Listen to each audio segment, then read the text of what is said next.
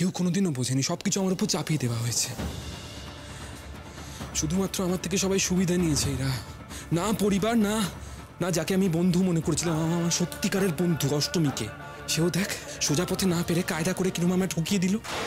দাদা, অষ্টমী তোকে ঠকায়নি, ঠকায়নি তোকে। তুই আজ বুঝতে পারছিস না, কিন্তু একদিন না একদিন তুই বুঝতে পারবি ও যা করেছে তোর ভালোর জন্য করেছে রে।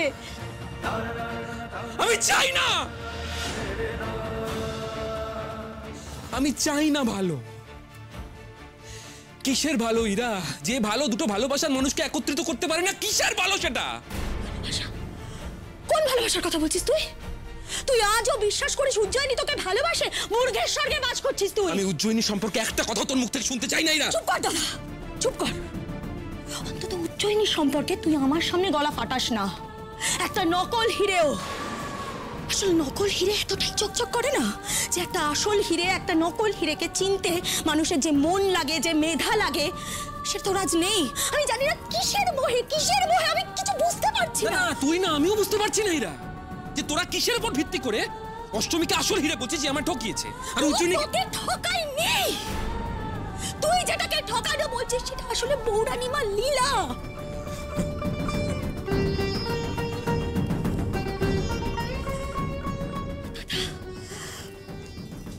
মানুষের মনে যখন ময়লা জমে না, ঈশ্বরের পবিত্র উপস্থিতি মানুষ বুঝতে পারে না। তোর মনে আসলে একটা লোভের জন্ম হয়েছে, যে লোভটা তোকে বৌরানীমা লীলা দেখতে দিচ্ছে না। পুরুষোত্তম ঠাকুরের যোগ্য পুত্র হওয়ার লোভ হয়েছে তোর মনে, তাই তুই শুধু বৌরানীমা লীলা না, একটা মেয়েকে অপমান করতেও কোথাও বাজছে না তোর। একজন স্ত্রী তার অধিকারে তার স্বামীর ঘরে এসেছে, তাকে তুই এতটা অপমান করলে কি করে? বিশ্বাস কর হীরা, দেখ আমি তুই যেভাবে বলছিস ওভাবে অপমান করতে চাইনি অষ্টমীকে। থাক, ভুলটা আমাদের। কেন জানি না আমরা ভেবে নিয়েছিলাম যে তুই এ বাড়ির অন্য পুরুষ মানুষগুলোর মতো নয়, তুই ওদের থেকে আলাদা। আমরা ভেবেছিলাম যে মানুষের ভালোবাসা, লয়্যালটি, দায়িত্ববোধ এগুলোকে তুই অন্তত মর্যাদা দিতে জানিস। কিন্তু তোর শরীরেও তো পুরুষোত্তম সিংহের রক্ত বইছে।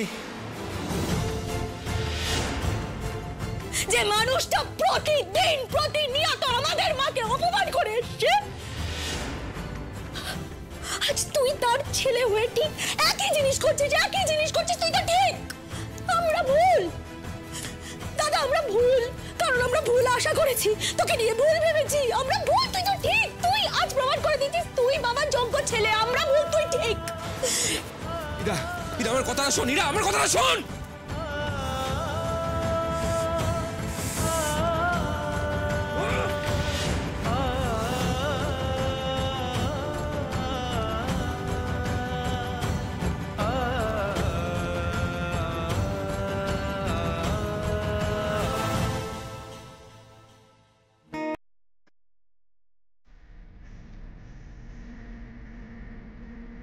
চলে যান এখান থেকে, দয়া করে ফুলসজ্জার নাটক করে নিজেকে অপমান করবে না, নিজের নারীত্বকে অপমান করবেন না। অষ্টমী, একটা আমিকে বলুন দরজা খুলে দেওয়ার কথা।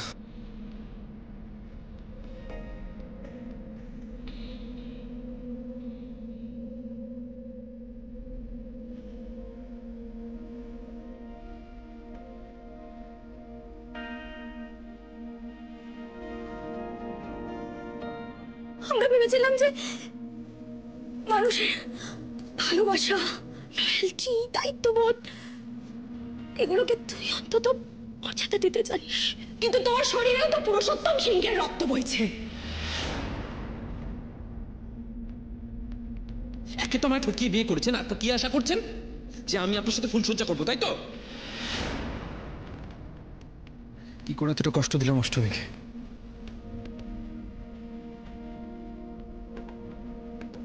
কেন বললাম এই কথাগুলো? রাত্রিবেলা সেজে গুজে আমার ঘরে চলে এলেন আর মনে করলেন যে আমি গলে যাবো, তাই তো? সামান্য একটা কথা বুঝতে পারেননি অষ্টমী, যে স্ত্রী হিসেবে আমি আপনাকে মেনে নিতে পারবো না। কি দোষ করেছি বৌরানীমা আমি? কেন আমার পরীক্ষা নিচ্ছেন? আপনি যদি অষ্টমীকে আমার জন্য নির্ধারণ করে রাখেন, তাহলে উজ্জয়িনীর প্রতি কেন আমার ভালোবাসা জন্মালো? কেন প্রথম থেকেই অষ্টমীর প্রতি আমার ভালোবাসা জন্মালো না? তো সত্যি ভুলতে পারছি না। আমি ভুলতে পারছি না যে অষ্টমী আমায় ঠকিয়েছেন। আর আমি এটাও ভুলতে পারছি না যে অষ্টমী আমার প্রাণ বাঁচিয়েছেন।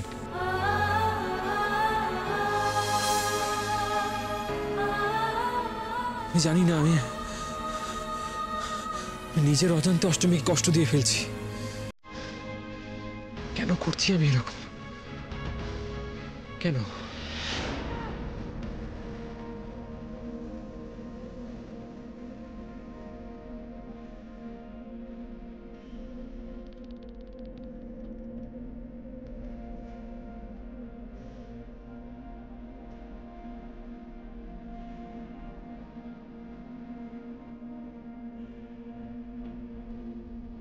এ কি এত রাতে আয়ুষ্মানবাবু বাগানে কি করছে?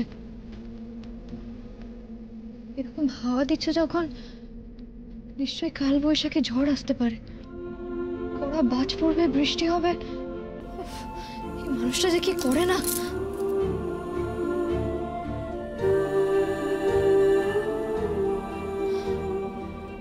কিন্তু ওনাকে ডাকতে গেলে তো বাগানে যেতে হয়। এখান থেকে তো উনি শুনতেও পাবেন না। আর বাগানে যাওয়া মানেই তো আবার আমরা দুজন একা। উনি আবার আমাকে ভুল বুঝবেন। কি যে করি, এরা দিদিকে বলবো? কিসের পরীক্ষা নিচ্ছেন বৌরানীমা? বলুন আমাকে, কিসের পরীক্ষা নিচ্ছেন? সত্যি বুঝতে পারছি না কেন এই খেলা খেলছেন আমার সাথে। কেন? কি বোঝাতে চাইছেন আপনি আমাকে?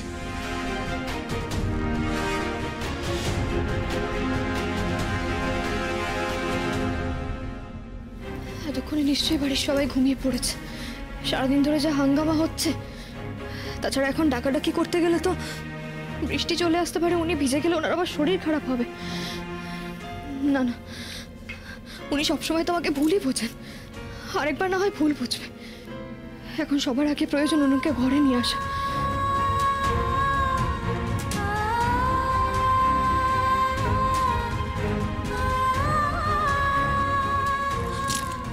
আয়ুষ্মানবাবু, আকাশের অবস্থা কিন্তু ভালো না। হ্যাঁ, এই সময় বাইরে থাকাটা ঠিক হবে না। আপনি প্লিজ ভেতরে চলুন। এত রাত্রে আপনি এখানে কি করছেন? চলে যান এখান থেকে। আচ্ছা আচ্ছা, আপনার আমার উপর রাখতো, আমাকে অপমান করবেন, আমাকে ভুল বুঝবেন, যা করার আপনি প্লিজ ভেতরে গিয়ে করুন। দেখুন আকাশের অবস্থা ভালো না, বৃষ্টি আসবে, বাজ পড়বে। আপনি প্লিজ এই সময় বাইরে থাকবেন। আচ্ছা, আপনি কি খবর দেখেন না? খবরে সব সময় বলছেন। প্লিজ অষ্টমী, প্লিজ প্লিজ, আমার কোনো বিষয় আপনি এতটা উদ্বিগ্ন হবেন না। আপনার এই উদ্বেগ না বিড়ম্বনা হয়ে কাঁটার মতো আমার গলায় বিঁধছে। না পারছি আপনাকে ক্ষমা করতে, না পারছি আপনাকে আঘাত করতে। বিশ্বাস করুন, মাঝে মাঝে আমার ইচ্ছে করছে জানেন তো, আপনাকে আঘাত করতে। তখনই মনে পড়ে যাচ্ছে যে আপনি তো আমার প্রাণ বাঁচিয়েছেন। আপনার প্রতি তো আমি কৃতজ্ঞ। আমার বিষয়ে আপনার ভালো থাকা নিয়ে একটু উদ্বেগ প্রকাশ করেছেন। তখন কৃতজ্ঞতার বসে আপনার উপর রাত দেখাতে পারছি না অষ্টমী।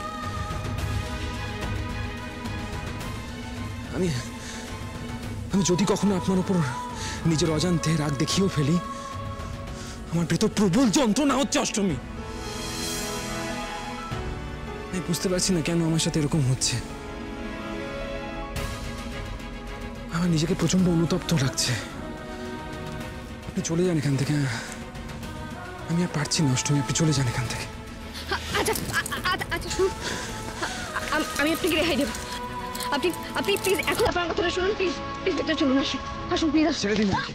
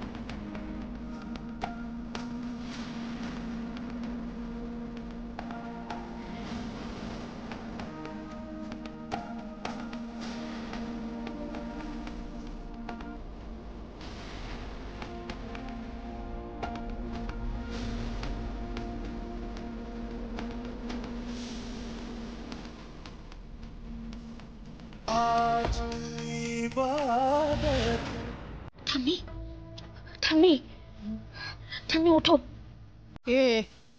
আমি ইরা, ওঠো ওঠো ওঠো। দাঁড়া রে বাবা। কি হয়েছে? তুই বস না, হাঁপাচ্ছিস তো। ভাবছিস বস না, ভূত টুত দেখেছিস নাকি? না ঠাম্মি, ভূত দেখিনি, অষ্টমীকে দেখেছি। অষ্টমী বাগানের দিকে গেছে। অষ্টমীকে দাদা অপমান করেছে বলে আমার মাথা গরম হয়ে গেছিল। আমি দাদাকে অনেক কথা শুনিয়েছি, খুব খারাপ কথা বলেছি। ওর খারাপ লেগেছে, খারাপ লাগার মতো কথাই তো আমি বলেছি ওকে। আমি জানি ওর খুব খারাপ লেগেছে। আমিও তো অনেক কথা শুনিয়েছি। ব্যাস হয়ে গেল। অষ্টমী বাগানে গেছে, দাদা বাগানে গেছে। তুমি বুঝতে পারছো, অষ্টমী তো চুপচাপ হজম করার মতো মেয়ে নয়। এবার ওখানে গিয়ে যদি দুজনের মধ্যে ঝগড়া শুরু হয়ে যায়, দেরি করা যাবে না ঠাম্মি। চলো চলো চলো, গিয়ে দেখি কি হচ্ছে। চলো, এসো এসো এসো। বাবা, খণ্ডযুদ্ধ না বেঁধে যায়। দুঃখটা থিতে গিয়ে অষ্টমীর রাগ হয়ে গেলে সব শেষ। চল চল চলো চল চল চল।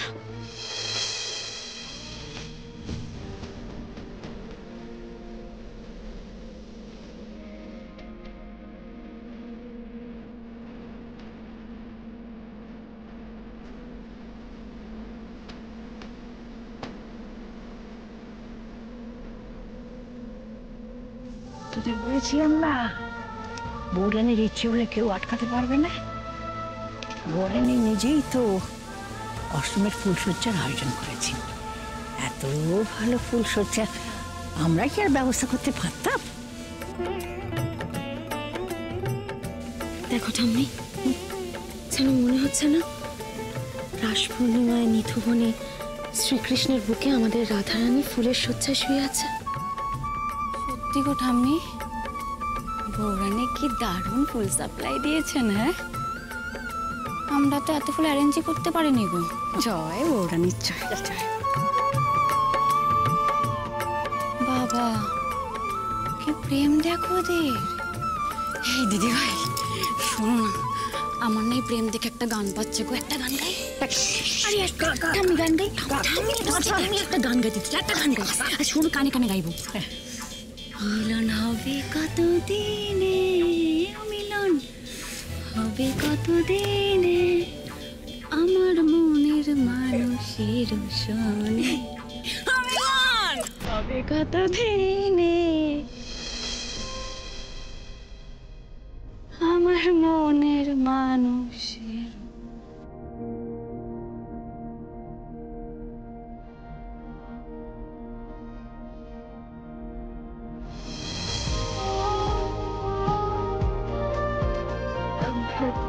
ঠাম্মি, আসলে বাইরে এত ঝোড়ো হাওয়া দিচ্ছিল, উনি খালি মাঠে এভাবে ঘুরে বেড়াচ্ছিলেন, তাই আর কি। বুঝেছি রে, বুঝেছি। তুই তোর বরের উপর রাগ করে থাকতে পারলি না, মান ভাঙাতে চলে এসেছিস, তাই তো? আর দাদু ভাই খুব যে ফুলসজ্জা নিয়ে এত রাগারাগি করলি, এত বাধা দেবার চেষ্টা করলি, তা বৌরানীর ইচ্ছে থেকে তোর বাধা কিছু টিকলো? সেই তো ফুলের মাঝেই তোদের মিলন হলো, তাই তো?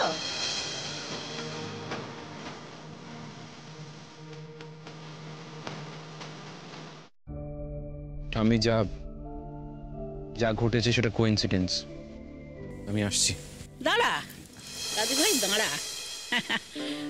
আর চোখ বুঝে থাকিস না রে। এই বিয়েটা বৌরানীর ইচ্ছে। তুই চেষ্টা করলো এই বন্ধন থেকে তুই পালাতে পারবি না, পারবি না। এদের তো আমাদের ফুলের সাজ পছন্দ হয়নি, প্রকৃতির মাঝে এই ফুলের সাজই এদের পছন্দ। তাহলে থাক, ওরা ওখানেই থাক, আর একটু ফুলসজ্জা চলুক। চলো ঠাম্মি, তুমি আমি আমরা সবাই চলে যাই। ওরা থাকুক, একটু একা থাকুক। চলো চলো ঠাম্মি, ঠিকই আছে।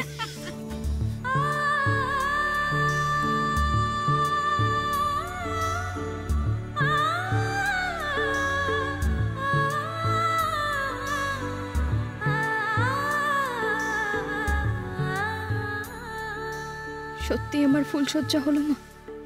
সত্যি? এ তোমার কেমন লীলা মা? এই যদি তোমার ইচ্ছে হয়ে থাকে তাহলে দেখো, আমি যেন আমার স্বামীর মন জিতে নিতে পারি, তার বিশ্বাস, তার ভালোবাসা, তার সম্মান জিতে নিতে পারি। আমার সহায় থেকো মা, সহায় থেকো।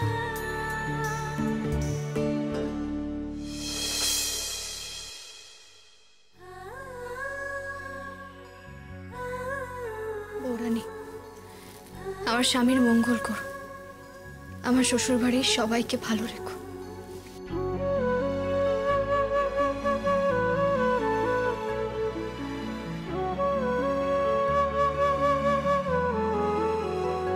আমার ছেলেটার জন্য এত সতীলক্ষ্মী এক মেয়েকে তুমি নির্বাচন করে রেখেছিলে মা। আজ বুঝেছি তোমার আশীষ যে সব সময় আমাদের মাথার উপরে আছে, সব সময় থাকবে।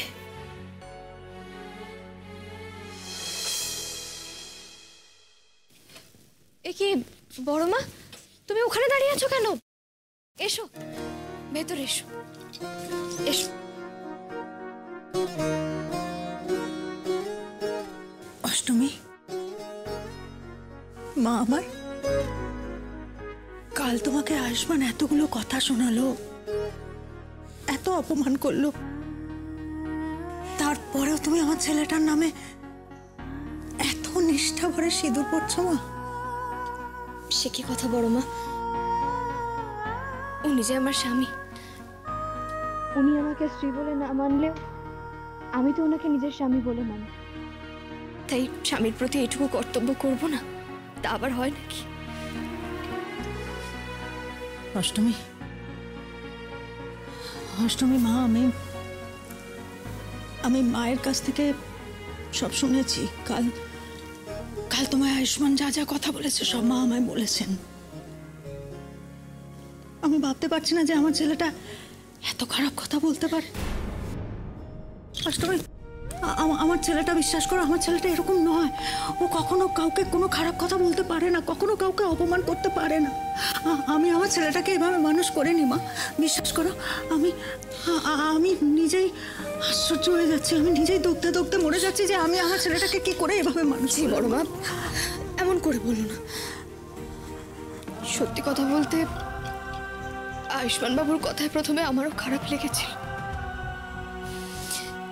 কিন্তু তারপরে আমি সবটা ভেবে দেখলাম ওনার দিকটাও তো আমাদের ভাবতে হবে বলো। উনি উজ্জয়িনীর দিকে ভালোবাসেন, সেখানে দুম করে মাঝখান থেকে ওনার জীবনে আমি ওনার স্ত্রী রূপে চলে এলাম। তার থেকেও বড় কথা, উজ্জয়িনী দিয়ে বাড়িতেই থাকে, তারপরে ওনার ফুলসজ্জার দ্বারে আমি গিয়ে দাঁড়ালাম।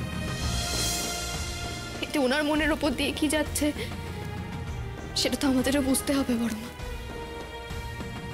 এরপরে উনি রাগ করবেন না, উনি হতাশায় চিৎকার করবেন না, তবে এখনো উনি আমাকে একটু হলেও বন্ধু মনে করেন।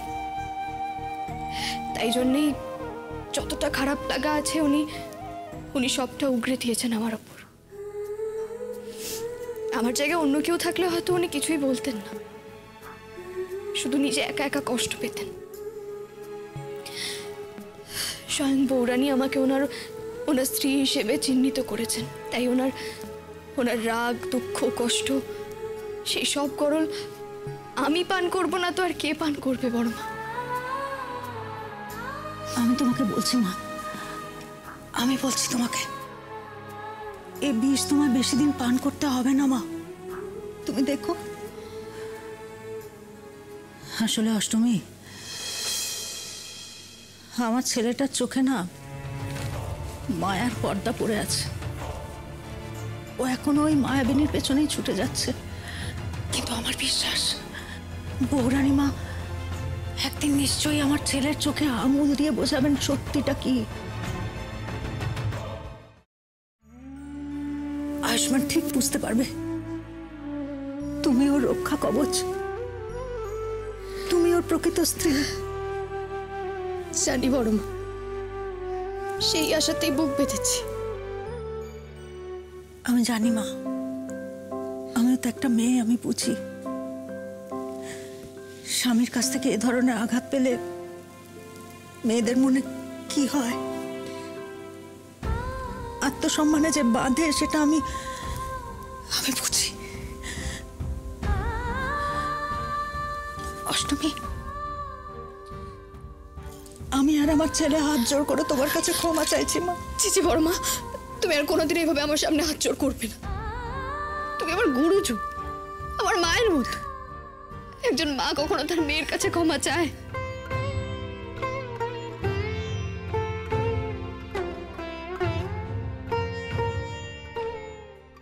অষ্টমী, মায়ের কথা বলাতে মনে পড়লো, তোমার যে এরকম হঠাৎ করে বিয়ে হয়ে গেল, সেটা তোমার বাবা মা জানেন?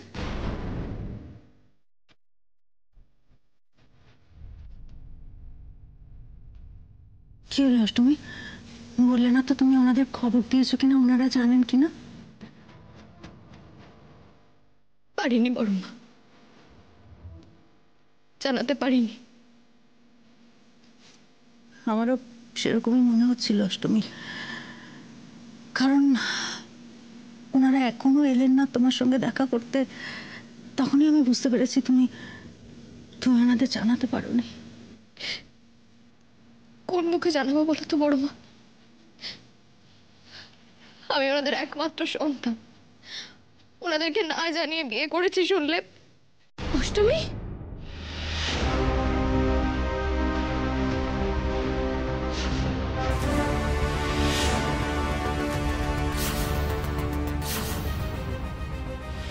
মা,